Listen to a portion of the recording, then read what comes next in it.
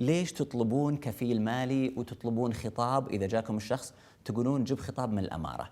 يعني الآن هذه ورقة موعد، يعني ودي أخلي الكاميرا تقربها. هذه ورقة موعد فيها مكتوب تحت الكفيل المالي الأمير سلطان بن عبد العزيز آل سعود. يعني كل مريض تطلبون منه لا ورقة لا تعميد. لا. أنا أعرف حالات جت في الطوارئ. جميل. أنا أعرف حالات جت الطوارئ واشتكوا لنا، بعضهم من 2 بعضهم من 3 سنوات. جميل. جولكم في الطوارئ يبونكم تعالجونهم، رفضتوا. جميل. قلتوا لازم تجيبوا لنا أمر. جميل. الناس كلهم قادرين يجيبون أمر. جميل. ما يقدرون لا يجيبون جميل أمر جدا، جميل النقطة هذه. ليش سويتوا هالإجراء؟ جميل. قل لي. الإجراء هذا متبع منذ إنشاء المستشفى. طيب، هل هو إجراء سليم؟ لا، أنا بوصل لك الآن. أنت تشوف إجراء سليم؟ لا أنا بوصل لك الحين في النقطة. الآن يوجد 17 حالة، 17 تشخيص يستطيع أن يتعالج في المستشفى على حساب وزارة الصحة، وغيرها لازم يجيب خطاب. ولا حتى الخطاب ليس ملزم، حتى الخطاب هو الآن ملزم يا دكتور. لا ليس ملزم. ناس كثير الآن، جميل. ناس كثير ما يدخلونه. جميل. دكتور أنت تدري عن الوضع؟ ولا تتحدث لا نتكلم بالواقع. أنا داري عن الواقع. معليش خلينا نتكلم معاك على اساس تكون الرؤية واضحة. حينما يأتي مثلا خطاب من إمارة الرياض، زين، طيب المريض احنا لابد نفحص على المريض في العيادات الأولية. طيب إذا كان المريض ضمن أهلية العلاج يتم فتح ملف. طيب النقطة الأخرى اللي أثرت عليها وهي موضوع في ناس ضمن أهلية العلاج. يعني إحدى الحالات يا دكتور عندها انسداد في القناة الدمعية، عينها منتفخة كانت بتنفقع، رفضتوا تعالجونها في الطوارئ. معلش رفضتوا قلتوا جيبوا ورقة، لازم تجيبوا ورقة من الأمارة. جيب لي ما الكلام دكتور الموجود. معقولة ما تعالجون الناس؟ لا مو صحيح. لازم تخلوهم يجيبون أوامر. لا ما حد بالعكس يجيب أمر. بالعكس لعلمك الآن في أنظمة هذه نقطة صعبة الآن. طيب أنا بعطيك في وقت الناس يبون علاج وأنتم تجيبوا أمر علاج. صعب يا دكتور. أبعطيك جدا عشان نكون واضحين يا دكتور، والمتلقي يعني تتضح له الصورة. نعم. ما هي الأمراض اللي تقبلونها بدون خطاب أمر علاج؟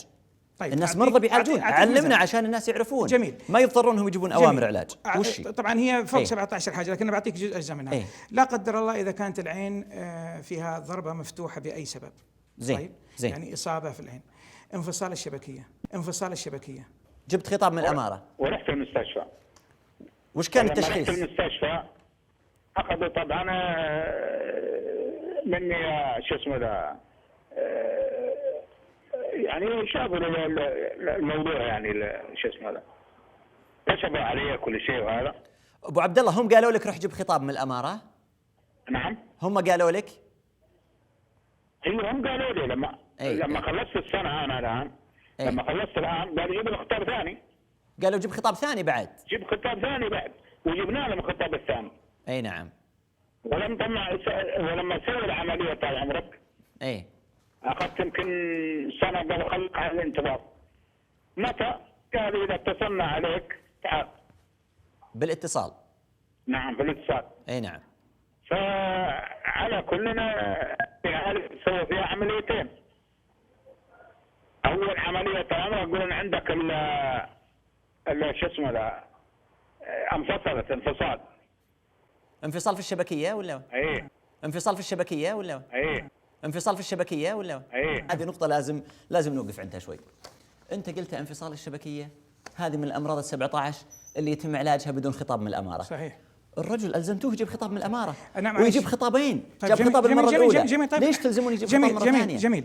الناس ما عندهم وصاية. جميل كلامك جميل. نتمنى تلغون هذه العقبة اللي وقفت دون علاج الناس. جيب خطاب من الأمارة. مو بكل شخص أبدا بالعكس احنا لا نؤيد. وهذه للأمانة يعني هذه ممكن تخالف أنظمة الدولة. الدولة كفلت للمواطن حق العلاج بدون أي عبء أو مسؤولية أو حتى يتكلف أمور أخرى. هذه مخالفة. أنا أتفق معك وإنه كانت موجودة الشيء هذا، لكن أنا أقول إن شاء الله بتنهونها.